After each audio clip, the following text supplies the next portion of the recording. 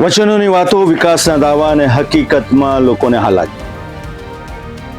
મસ્ત મોટી વાતો સાંભળી સાંભળીને લોકો થાકી ગયા, પરંતુ જ્યાં નેતાજી નથી પહોંચતા ત્યાં કેમેરો પહોંચે છે, અને કેમેરો જે પોતાના દ્રશ્યો કંડારે છે ને ત્યારે સ્થિતિ સામે આવતી હોય છે, ત્યારે નેતાજીની પણ થોડી થોડી હવા નીકળતી હોય છે. દરેક વખત તો દરેક લોકો મેનેજ ના થતા હોય ને નેતાજી, કારણ કે જે તાસીર છે એ તો બતાવવી જ પડશે, કારણ કે આ તો તમારું અગડમ બગડમ છે અને અમારી નજર પણ એ વચનો પર છે.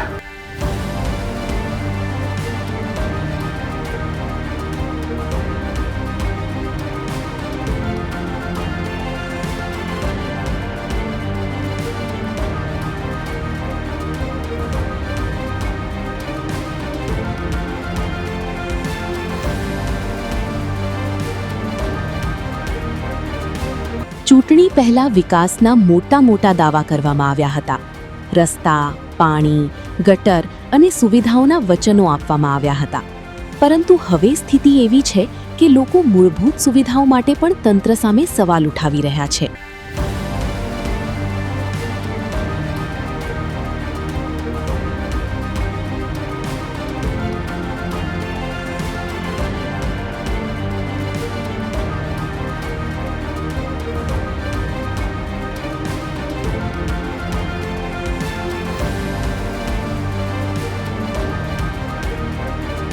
નેતાજી તમારા ભાષણોમાં તો વિકાસ દોટ મૂકે છે ને દોડાદોડ કરે છે, પરંતુ અસલ સ્થિતિમાં તો આવી પરિસ્થિતિનો સામનો, મુશ્કેલીનો સામનો સ્થાનિક પ્રજા કરી રહી છે. તમે ચોક્કસ વિકાસના દાવો કાગળ ઉપર કરી રહ્યા છો, પરંતુ અમારા કેમેરામાં તો દ્રશ્ય કંઈક અલગ જ કંડારાઈ રહ્યા છે. તમને જોવાના પસંદ નહીં પડે, પણ જોવા પડશે નેતાજી, કેમ કે આ તો તમારું અગડમ બગડમ છે.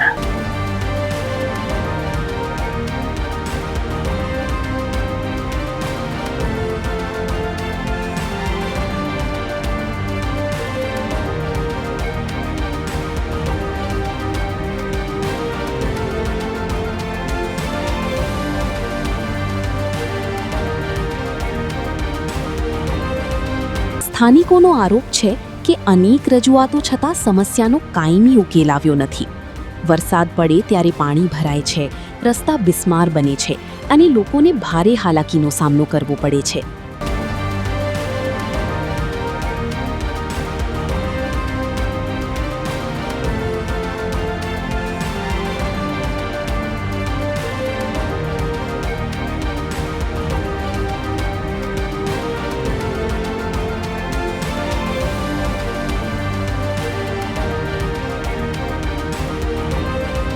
લોકોના પ્રશ્ન યથાવત છે, મુશ્કેલી યથાવત છે. નેતાજી માત્ર વિકાસની જે વાતો કરે છે કાગળ પર સાંભળવાને જોવા મળી રહી છે. હવે મેદાનમાં નેતાજી આવે છે અને લોકોને સાંભળવા માંગે છે અને તેમના માટે કામગીરી કરવા માંગે છે કે તમામ વચનોનું શું શરૂ થશે. લોકો મીટ માંડીને બેઠા છે કે નેતાજી આવો, ચૂંટણી ટાણે આવ્યા હતા, ફરી આવો આવો આવો, પરંતુ નેતાજી તો કદાચ અલગ મૂળમાં જ લાગે છે, કારણ કે એમનું અગડમ બગડમ છે. કોન્ટ્રાક્ટરને બોલાય નહીં, અધિકારીના કાન સંભળાય નહીં અને જે કામગીરી માટે પ્રજાનો સામનો થાય નહીં. આ બધું ભેગું એટલે થયું છે કે નેતાજીએ થોડું થોડું કર્યું છે અગડમ બગડમ. જે પણ હોય ભગવાન ભલું કરે, પરંતુ પ્રજા મોંઘા કરવેરા ભરીને હાલાકીનો સામનો કરી રહી છે.